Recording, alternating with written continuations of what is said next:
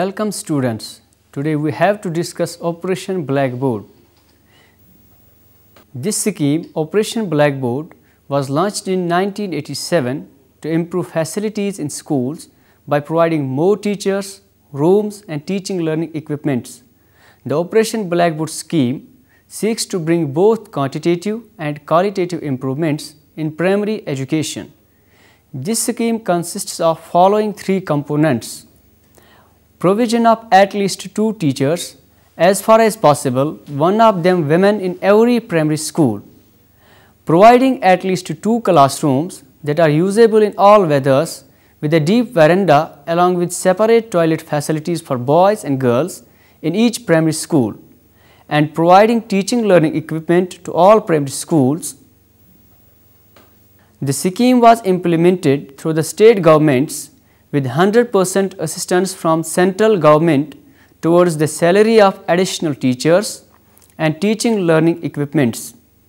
It was proposed to cover all primary schools under the Operation Blackboard that were in existence as on 30th September 1986. The need for corresponding and implementing such a scheme had emerged because of the concern of meeting the basic learning needs and enhancing the achievement levels of primary school children. The following extracts from the document, Challenge of Education, that preceded the formulation and adoption of NPE 1986 fully substantiate the above mentioned factors. Many primary and middle schools do not have even the basic facilities.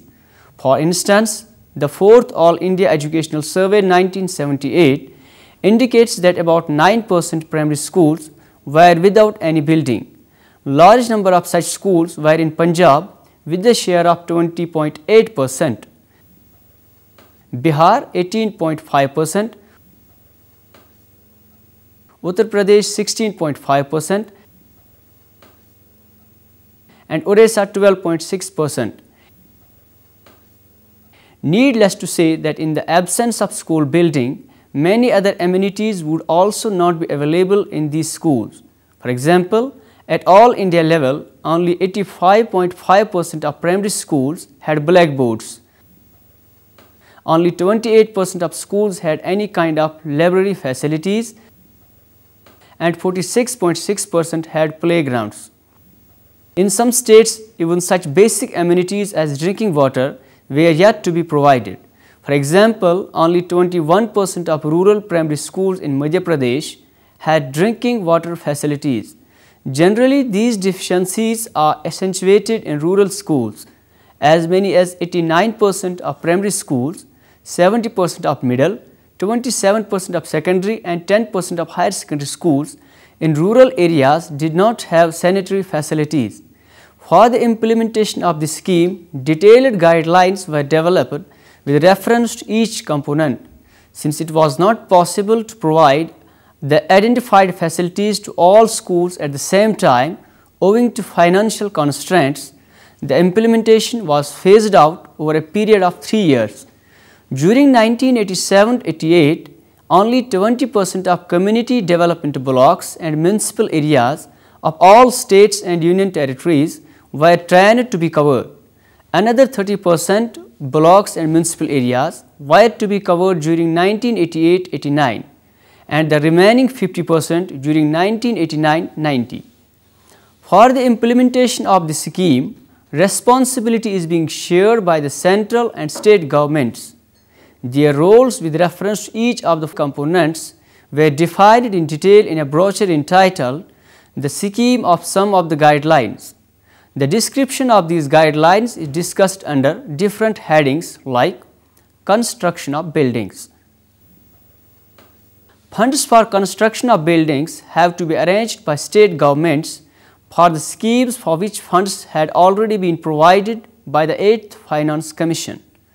A decision at the highest level had also been taken to give high priority to the construction of primary school buildings by judicious allocation of funds provided to states under National Rural Employment Program (NREP) and Rural Landless Employment Guarantee Program (RLEGP).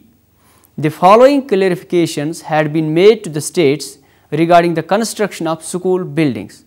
Number 1. Each of the rooms to be constructed should be 30 square meters in area, and the depth of the veranda should be approximately 9 to 10 feet.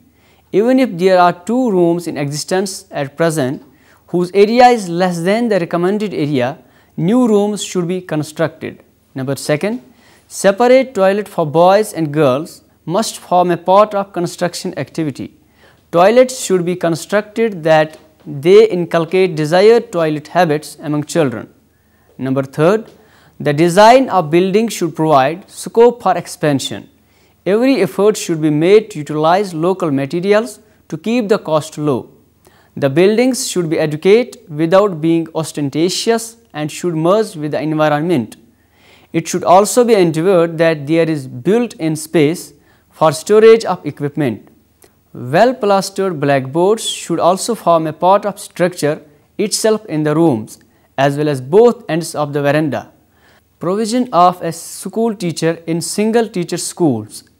Though efforts had been made over the years to reduce the number of single teacher schools, yet there were a large number of schools in the country which were managed by single teacher. Under Operation Blackboard, the states and union territories were asked to appoint a second teacher in all single teacher schools. The Government of India was to provide financial help to the states for payment of the salary of the second teacher. The state government was also expected to give a categorical assurance that all new primary schools to be opened would be provided with the teachers. The following specific guidelines were given to the states and union territories in the context of this component. Number 1. To the extent possible, all new teachers to be appointed would be women. It is advisable for every school to have at least one woman teacher. In case of any difficulties in any rural area, the second teacher may also be male, but a corresponding increase in the number of women teachers should be given preference without disturbing the broad policy regarding the appointment of teachers. Number 2. In the cases where persons are trained 2 to 3 years prior to the appointment, they should be provided with a suitable course. Necessary preparation for this purpose should be made immediately. Materials prepared by NCERT to massive orientation program of school teachers should also supplement other sources. Minimum essential learning materials. The list of minimum learning materials in a primary schools, viz. Teachers' materials like syllabi, textbooks, teachers' manuals, classroom teaching materials like wall maps, globe, educational charts, play materials like blocks, strips, jigsaw puzzles, games and toys, games equipment like skipping rope, balls, primary science kit, mini tool kit, mathematics kit, books for library, musical instruments like harmonium, tabla or dholak, manjira, classroom equipment like chairs and tables,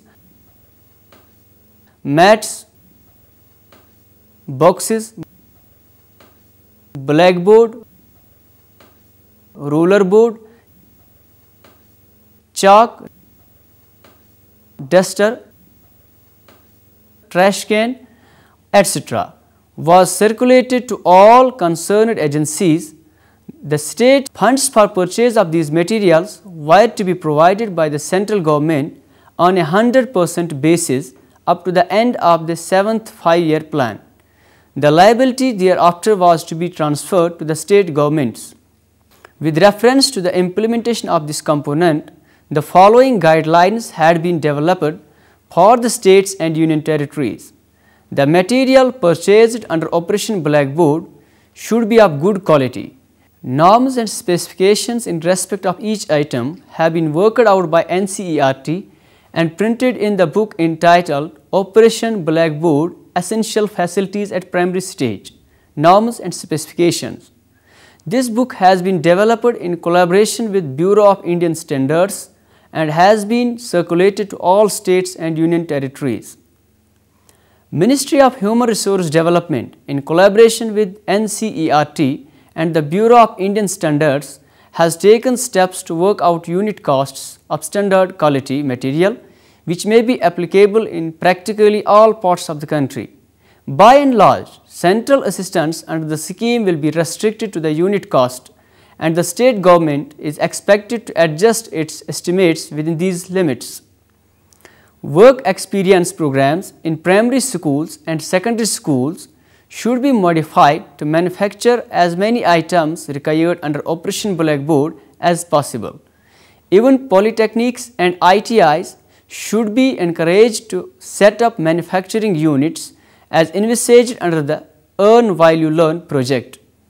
The responsibility for replenishment of materials would have to be borne by the state governments or local bodies. Funds for this would have to be provided in a systematic manner from the beginning of the 8th 5-year plan. Teachers would need to be oriented to build an atmosphere in which they make proper use of the material provided and also improvise instructional material on their initiative. This component may be incorporated in all programs of pre-service and in-service teacher education programs. SCERTs and SIEs should also develop simple booklets to facilitate the proper use of material.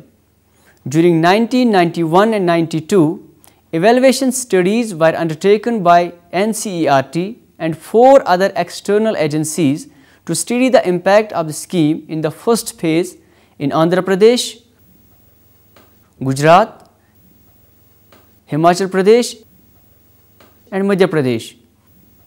The findings indicated that lack of training of teachers in using the teaching learning material, specification of a large number of uniform facilities to be provided without modifications according to local needs, and lack of provision for breakage of equipment had been some of the drawbacks of implementation of the scheme. It was further pointed out that pace of construction of school buildings had not been satisfactory. In the wake of these findings and feedback received through progress reports by Ministry of Human Resource Development from state agencies, the National Policy on Education formulations were revised along with other revisions in the NPE and Program of Action in 1992. The modified Operation Blackboard scheme as included in Program of Action 1992 had the following sub-schemes. Number 1, continuing of ongoing Operation Blackboard to cover all remaining primary schools, especially those in the scheduled caste and scheduled tribe areas. Number 2, expanding the scope of Operation Blackboard to provide 3 teachers and 3 rooms to primary schools wherever enrollment warrants them. Expanding Operation Blackboard to upper primary schools to provide at least 1 room for each class or section, a headmaster cum office room, separate toilet facilities for boys and girls, essential teaching learning equipment including a library, at least 1 teacher for each class or section, and a contingency grant for replenishment of items, consumable and minor repairs, etc. The following measures were also incorporated for improvement of the quality of implementation of the scheme. Teachers will be trained in using the Operation Blackboard teaching materials under a specially designed teacher training program. State governments will make provision for breakage and replacement of equipment.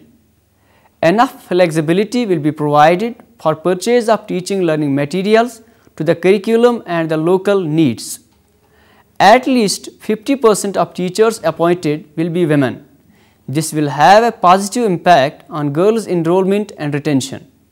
Whenever micro-planning projects are taken up, Operation Blackboard will form an integral part of it. As far as possible, low-cost and locally available designs relevant to the local conditions will be adopted for school buildings. Nirmiti Kendras, building centers, and local technical institutes will be associated in this endeavor. As in the past, central government will provide funds for equipment and teachers' salary for the plan period. The state governments will mobilize resources under Jawahar Rozgar Yojana JRY and other schemes for construction of school buildings, including headmaster cum office room and toilet facilities. The state governments will also provide contingency and replacement funds for equipment. Ongoing Operation Blackboard will cover all schools by 1993-94. Other two sub-schemes will be started in the second half of the 8th plan. About 30% of the eligible schools will be provided 3 rooms and 3 teachers under the expanded Operation Blackboard by the end of 8th plan, and the remaining schools will be covered by the year 2000 AD. Under the expanded Operation Blackboard, a limited number of upper primary schools will be covered during the 8th plan. Depending upon the availability of funds, all upper primary schools will be covered by the year 2000 AD. On concluding, I will mention a statement that Operation Blackboard, a scheme to upgrade primary school facilities, and the implications for policy innovation aimed at improving the quality of primary schooling. Provision of teaching learning aids posed a challenge to the long-established teacher-centered textbook culture of schools, which the National Policy on Education 1986 sought to change. If Operation Blackboard had provided the bare minimum, it would have succeeded. Unfortunately, it remains just another catchword in the planners' dictionary, which they are unable to translate into reality. With this, I thank all of you.